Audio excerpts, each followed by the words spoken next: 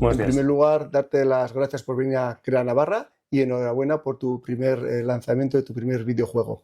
Iniciaste el juego en Crea Navarra en la asignatura de proyecto, luego se tutorizó bajo la mano de Plane y acabáis de publicar para la PS5. ¿Cuál ha sido tu experiencia en todo este proceso?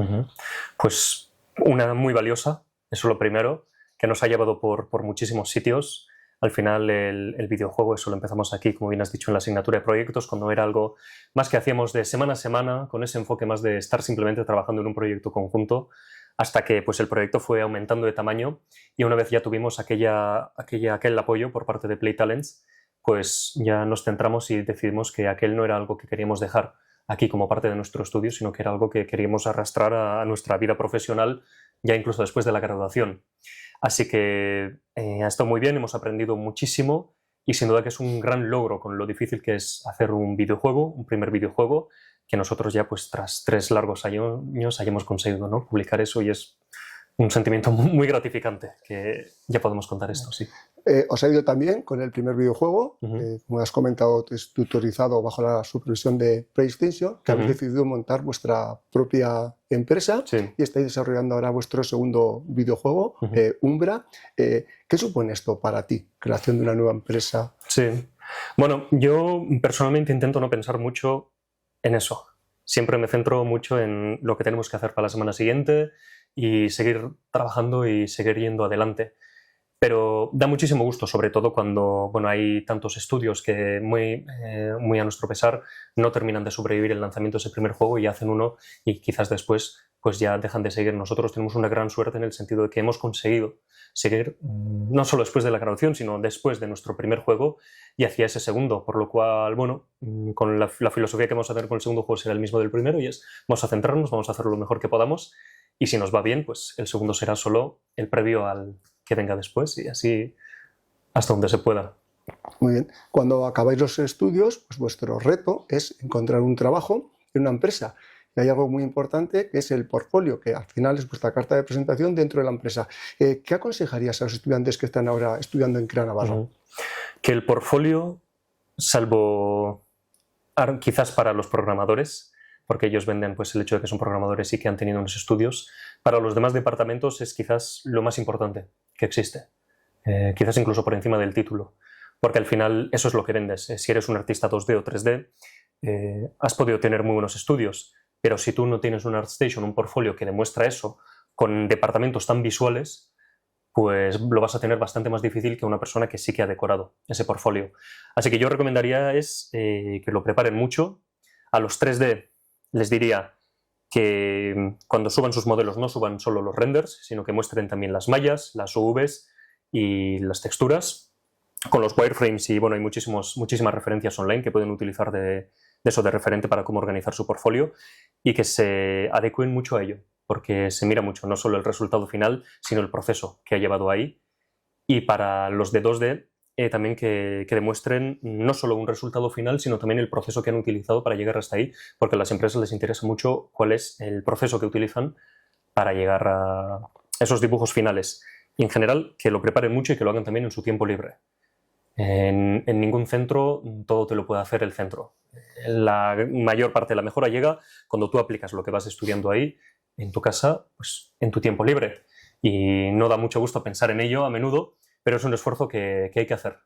Y utilizar todo eso para preparar algo muy bueno que, si de verdad te gusta y te apasiona, pues confío que se haría, ¿no?, de todas maneras. Has creado ya un videojuego, estás iniciando otro y sé que tienes en mente alguno más, ¿no? A la hora de crear un videojuego, ¿qué priorizas? ¿Temática? ¿Qué priorizas? ¿En qué te basas para crear un videojuego que pueda ser puntero? Nosotros en ese sentido venimos un poquito de la dirección contraria.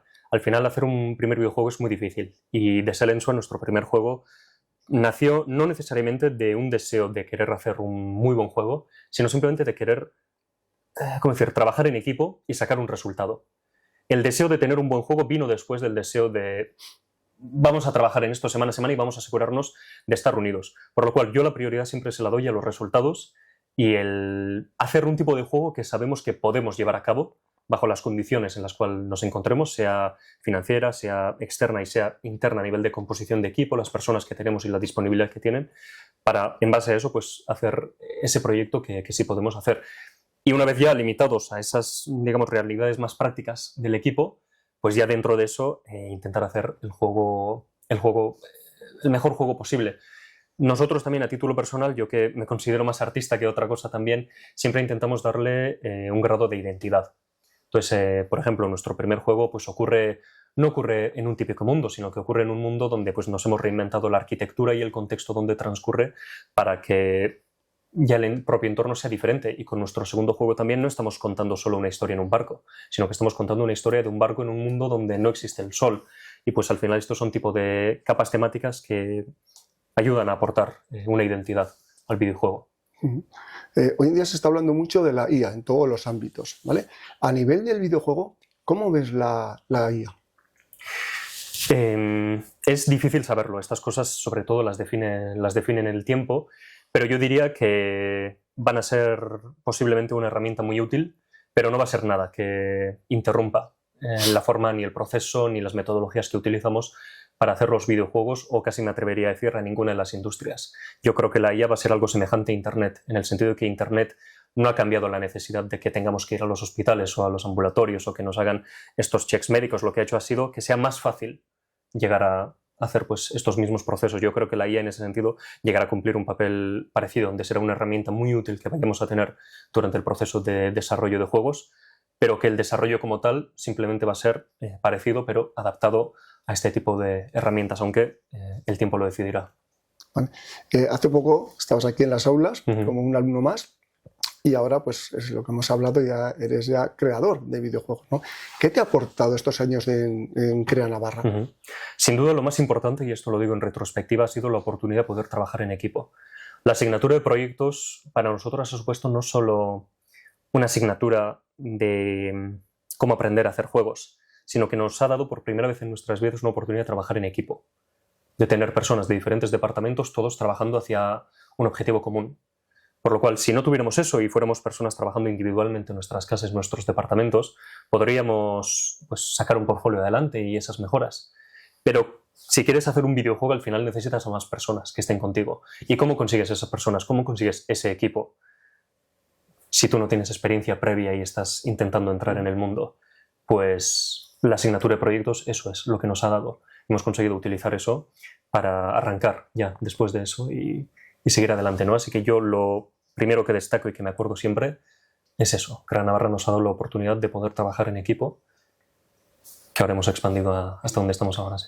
Basado en tu experiencia, no solamente académica, como acabas de decir, sino ahora ya, digamos, desde el entorno de creador de videojuegos con tu propia empresa, ¿qué aconsejarías a los alumnos que están ahora estudiando en Crea Navarra?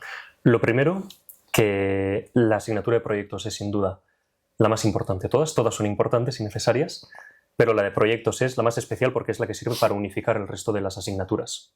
Eso es lo primero. Y lo segundo, que hagan caso a Arturo, el profesor.